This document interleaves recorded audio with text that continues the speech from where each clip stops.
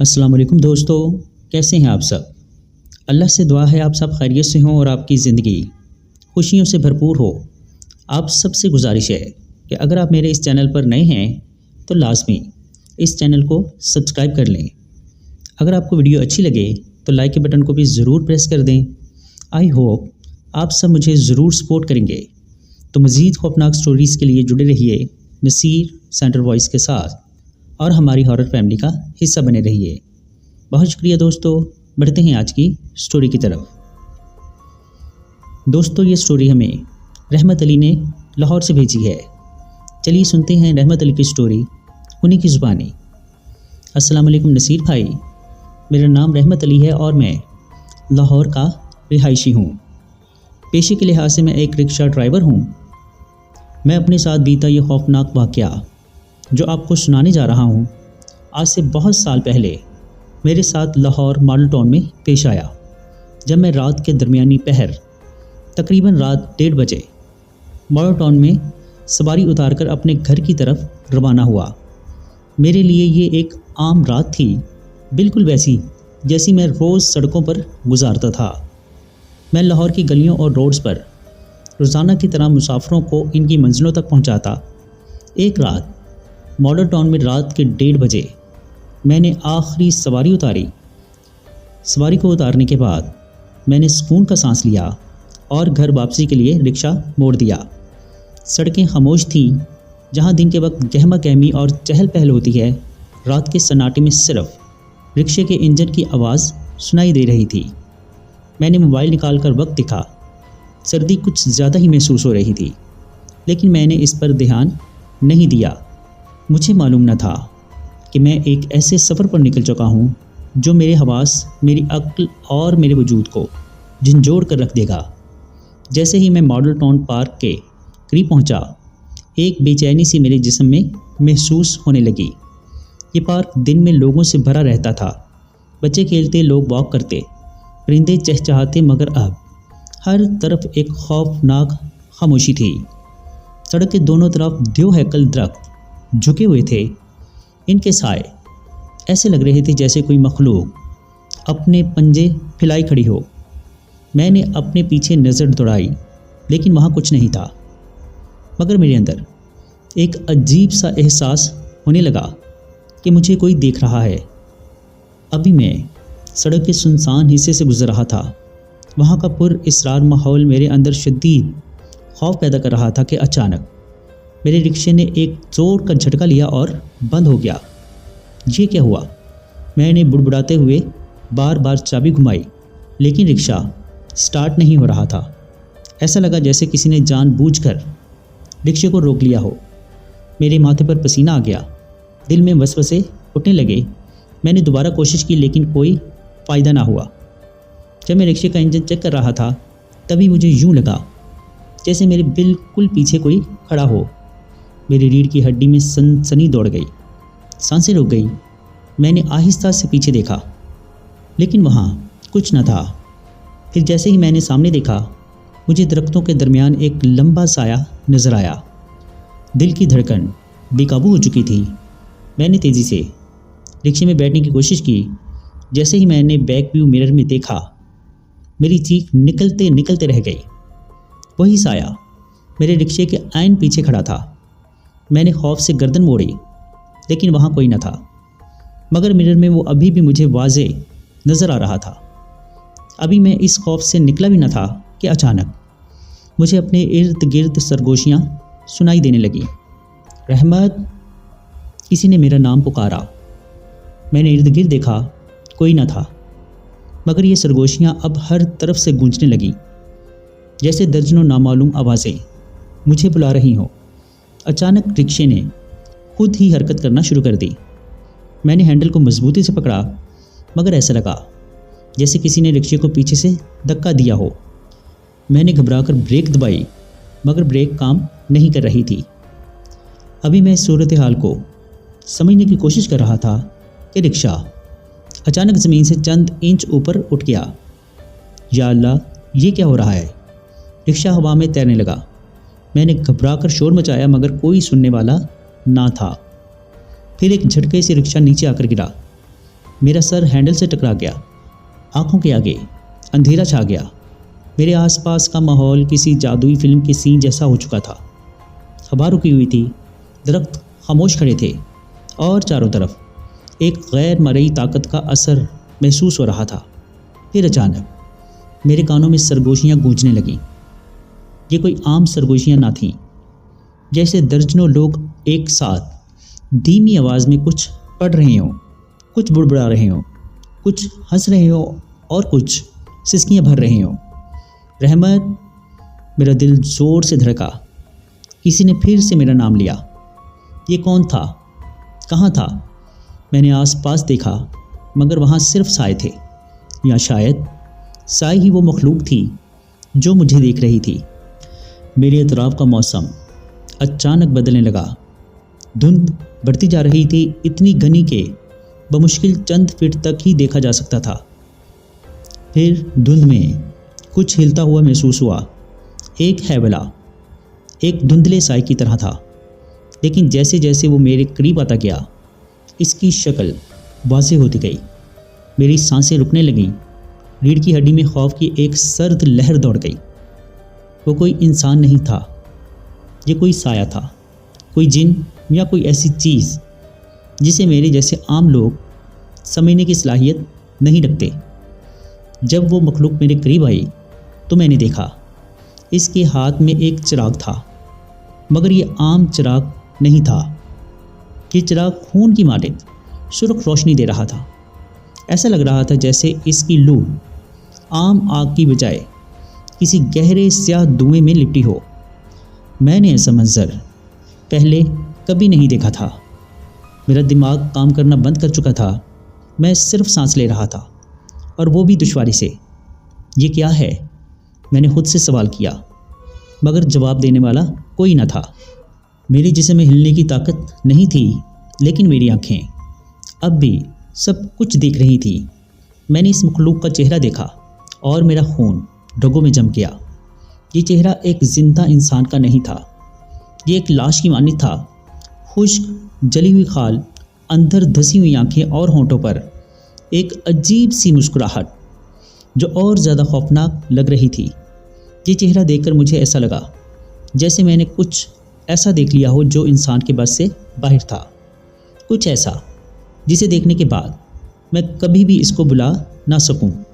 تبھی اچانک اس مخلوق نے اپنی گردن میری طرف جھکائی، پھر ایک خوفناک کانوں کے پردے چیر دینے والی آواز گونجی۔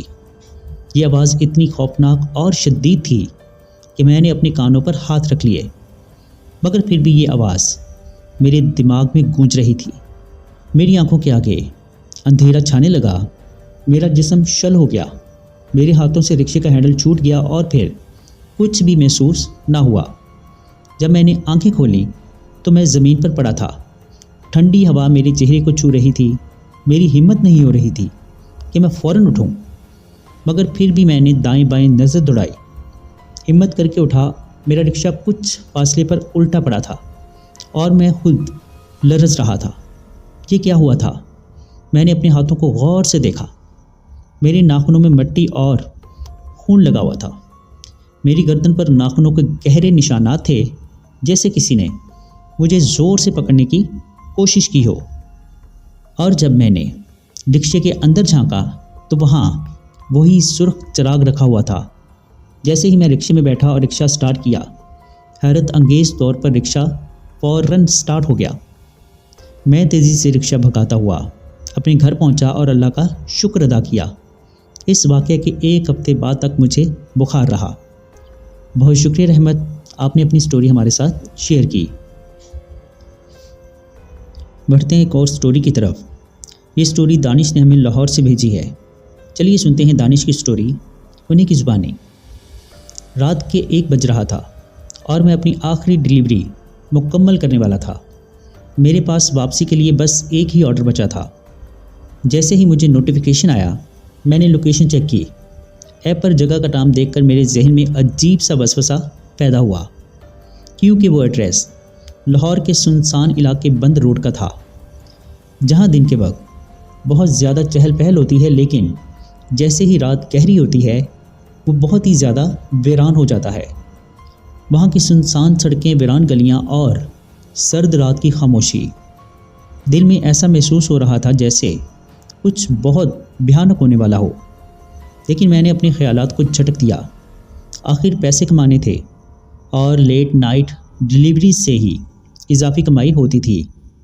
میں نے موٹر سائیکل سٹارٹ کی اور اس ویران علاقے کی طرف بڑھ گیا، یہ سوچے بغیر کہ یہ سفر میرے لیے کسی بھیانک خواب میں تبدیل ہونے والا تھا۔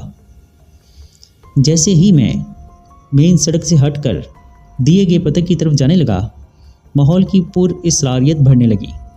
پہلے تو سب کچھ عام لگ رہا تھا، لیکن جیسے جیسے میں آگے بڑھتا گیا ہر چیز عجیب ہوتی گئی۔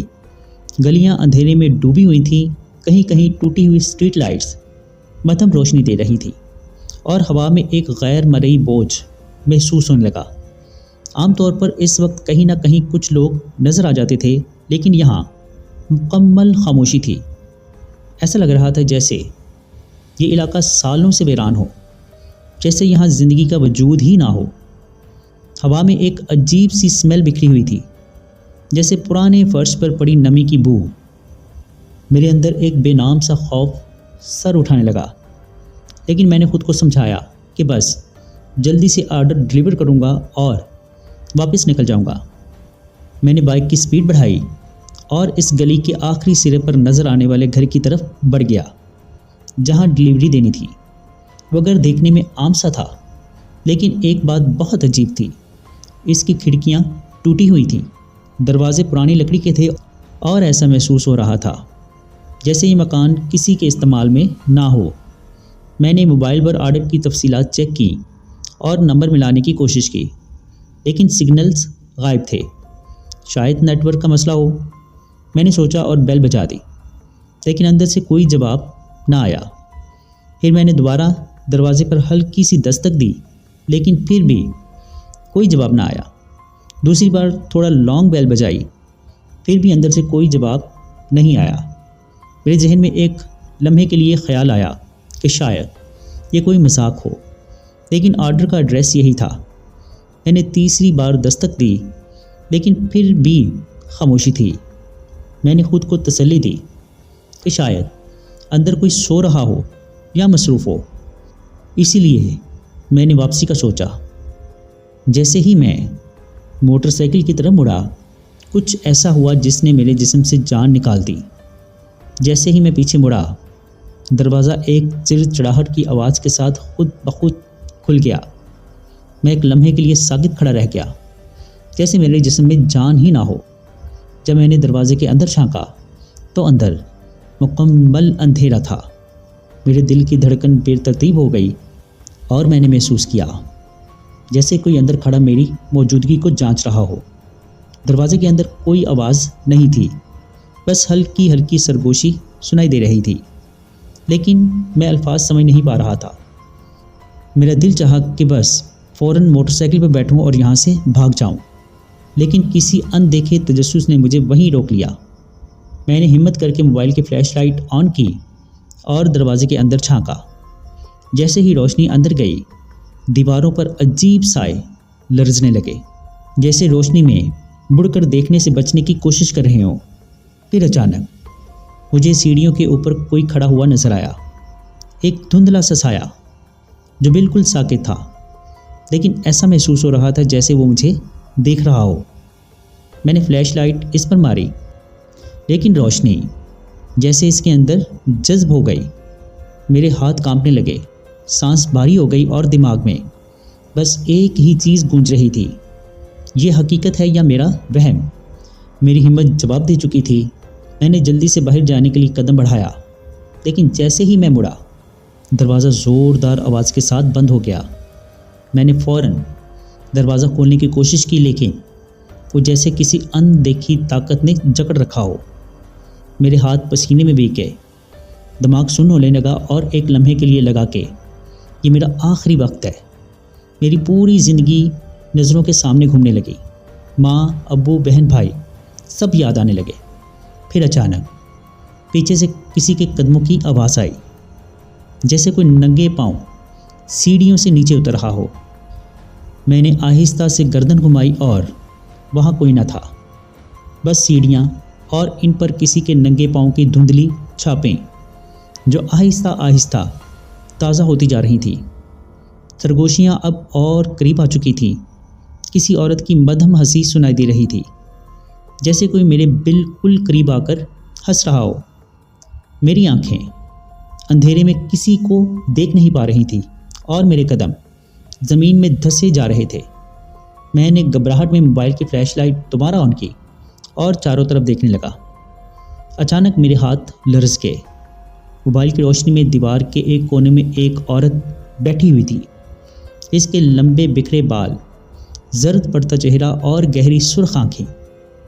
وہ ایک لمحے کے لیے بالکل ساکت تھی، جیسے کسی پتھر کی مورتی، لیکن جیسے ہی اس نے سانس لی، اس کے لبوں پر ایک مکروہ مسکراہٹ آ گئی۔ تم یہاں کیوں آئے ہو؟ یہ آواز میرے کانوں میں زہر کی طرح اترتی ہوئی مجھے محسوس ہوئی۔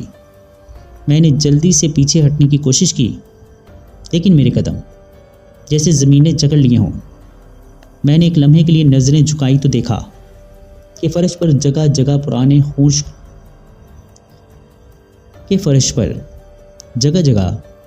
خشک خون کے دبے تھے اور کچھ جگہوں پر ناخنوں سے کھدی ہوئی لکیریں، جیسے کسی نے دیواروں پر خراشے ڈال کر باہر نکلنے کی کوشش کی ہو۔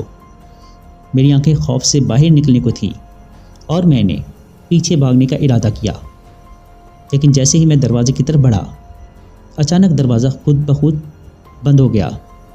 مجھے میرے پیچھے ایک عجیب سرسراہٹ سنائی دی، جیسے بہت سی سرگوشیاں ایک ساتھ ہو رہی ہوں۔ میں نے دیوار کی طرف دیکھا تو وہاں کئی سائے حرکت کر رہے تھے۔ یہ سائے انسانی تھے، لیکن ان کے اعضاء نارمل نہیں لگ رہے تھے، جیسے کسی نے ان کی ہڈیوں کو توڑ مڑوڑ کر عجیب شکل دے دی ہو۔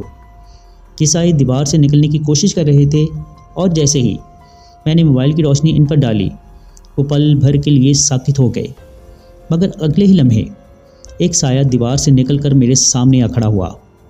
اچانک سیڑھیوں سے دھند نکلنا شروع ہو گئی، جیسے کسی نے اندر دھواں بھر دیا ہو۔ اس دھند میں چہرے بن رہے تھے، ٹوٹ رہے تھے، چیخ رہے تھے، لیکن کوئی آواز سنائی نہیں دے رہی تھی۔ پھر وہی عورت کی آواز آئی جو مجھے لگا میرے کانوں کے اندر سے آ رہی ہے۔ میں نے ایک زوردار جھٹکے سے دروازے پر ہاتھ مارا، لیکن وہ نہیں کھلا۔ میں نے آیت الکرسی پڑھنی شروع کر دی۔ پھر اچانک دھند مزید گہری ہونے لگی۔ دھند کے درمیان ایک بچی کی چیخ گونجی، جیسے وہ مدد کے لیے پکار رہی ہو۔ میں نے پیچھے دیکھا تو سیڑھیوں پر ایک چھوٹی بچی کھڑی تھی جو میرے قریب آنے لگی۔ بھائی، مجھے یہاں سے نکالو، یہ سب مجھے مار دیں گے۔ میرا دل زور زور سے دھڑکنے لگا۔ میں اس کی مدد کرنا چاہتا تھا، لیکن جیسے ہی میں نے ہاتھ آگے بڑھایا، اس کے چہرے کی جلد ایک خوفناک آواز کے ساتھ جھڑنے لگی، اور اس کی جگہ وہی عورت آ گئی جس کی سرخ آنکھیں تھیں۔ میں نے پوری قوت لگا کر دروازہ کھینچا اور اچانک ایک جھٹکے سے دروازہ کھل گیا۔ میں نے بغیر کچھ سوچے سمجھے وہاں سے دوڑ لگا دی، لیکن جیسے ہی میں نے قدم باہر رکھا، میں وہیں رک گیا۔ باہر وہی سنسان گلی نہیں تھی، بلکہ ایک قبرستان تھا۔ میں نے پلٹ کر دیکھا تو وہ گھر غائب ہو چکا تھا، اور میرے پیچھے ایک پرانی قبر کھدی ہوئی نظر آ رہی تھی، جیسے کسی کو ابھی بھی دفن کیا گیا ہو۔ میری سانسیں اٹکنے لگی، دماغ معاف ہو گیا۔ میں نے اپنی جیب میں ہاتھ ڈالا اور موبائل نکال کر وقت دیکھا۔ صبح کے 4 بج رہے تھے، لیکن میں تو یہاں بس چند منٹ پہلے ہی آیا تھا۔ یہ کیسے ممکن تھا؟ میں نے اپنی موٹر سائیکل کی طرف دیکھا جو وہیں کھڑی تھی، لیکن اس پر مٹی کی ایک موٹی تہ چڑھ چکی تھی، جیسے وہ مہینوں سے یوں ہی کھڑی ہو۔ میں نے پوری قوت سے اپنی موٹر سائیکل سٹارٹ کی اور وہاں سے بھاگ نکلا۔ میرے کانوں میں وہی عورت کی آواز آ رہی تھی، لیکن میں نے اس پر کوئی دھیان نہیں دیا اور بلند آواز میں آیت الکرسی کا ورد جاری رکھا۔ جب میں نے پیچھے مڑ کر دیکھا تو وہ گھر دوبارہ وہیں تھا، اپنی اصلی حالت میں، جیسے کچھ ہوا ہی نہ ہو۔ جب میں گھر پہنچا تو سب کچھ نارمل لگ رہا تھا، لیکن جب میں نے موبائل ایپ چیک کی تو ایپ میں اس آرڈر کا کوئی نام و نشان نہ تھا۔ آج بھی جب میں کسی سنسان جگہ پر ڈلیوری کے لیے جاتا ہوں، مجھے وہی سرخ آنکھیں اندھیرے میں چمکتی ہوئی محسوس ہوتی ہیں، اور میرا دل خوف سے بھر جاتا ہے۔ بہت شکریہ دانش، آپ نے اپنی سٹوری ہمارے ساتھ شیئر کی۔ جی دوستو، کیسی لگیں آپ کو سٹوریز؟ کمنٹ باکس میں اپنی رائے کا اظہار ضرور کیجیے گا۔ اگر آپ یا آپ کے کسی جاننے والے کے ساتھ کوئی ایسا خوفناک یا ناقابل فراموش واقعہ پیش آیا ہو اور آپ اسے ہمارے ساتھ شیئر کرنا چاہتے ہوں تو نیچے ڈسکرپشن میں موجود میرے واٹس ایپ نمبر یا پھر ای میل ایڈریس پر ہمارے ساتھ شیئر کر سکتے ہیں۔ اپنا اور اپنے گھر والوں کا بہت سا خیال رکھیے گا۔ مجھے اور میرے گھر والوں کو بھی اپنی دعاؤں میں یاد رکھیے گا۔ مجھے اور میرے گھر والوں کو بھی اپنی خصوصی دعاؤں میں یاد رکھیے گا۔ اللہ نے چاہا تو ملتے ہیں کسی اور خوفناک سٹوری میں، تب تک کے لیے اللہ حافظ۔